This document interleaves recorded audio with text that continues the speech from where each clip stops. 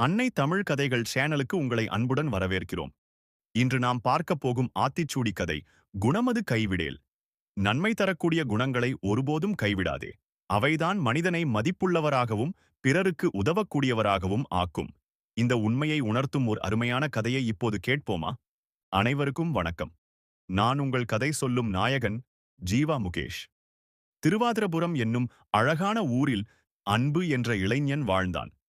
அவனுக்கு திருமணம் செய்து கொள்ள ஒரு நல்ல பெண்ணை அன்புவின் பெற்றோர் பார்க்கத் தொடங்கினர்.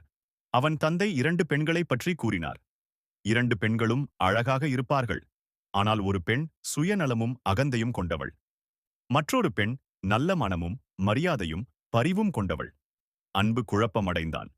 அழகு முக்கியமா, நல்ல குணம் முக்கியமா என யோசித்தான். அப்போது அவனது தாய் சொன்னாள், மகனே, அழகு கண்ணுக்கு மட்டும்தான். ஆனால் நல்ல குணம் மனதையும் வாழ்க்கையையும் அழகாக்கும். அழகு காலத்தோடு மாறிவிடும்.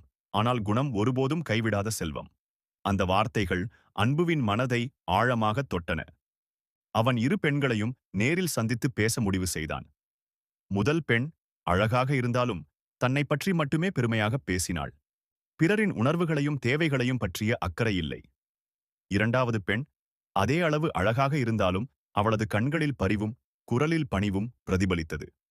அவள் பிறருக்கு உதவுவது, பெரியவர்களை மரியாதை செய்வது பற்றி அன்புடன் பேசினாள். அந்த நொடியில் அன்பு உணர்ந்தான். உண்மையான அழகு முகத்தில் இல்லை, மனதில்தான். பிறகு அன்பு நல்ல குணம் கொண்ட பெண்ணையே தேர்ந்தெடுத்தான். திருமணத்திற்குப் பிறகு அவளது பணிவு, அன்புவின் வாழ்க்கையை மகிழ்ச்சியாக மாற்றியது. இந்த கதை நமக்கு சொல்லும் பாடம்: நற்குணங்கள் மனிதனை உயர்த்தும் செல்வம். எத்தனை சிரமம் வந்தாலும் நல்ல குணங்களை கைவிடாதே. பிறர் என்ன செய்தாலும் நம்முடைய நன்மை மற்றும் பணிவை காக்க வேண்டும். குணம் காக்கும் மனிதன் எப்போதும் மனநிறைவும் மகிழ்ச்சியும் அடைவான். அடுத்த முறை இன்னொரு ஆச்சரியமான கதையுடன் மீண்டும் சந்திப்போம். நன்றி, வணக்கம்.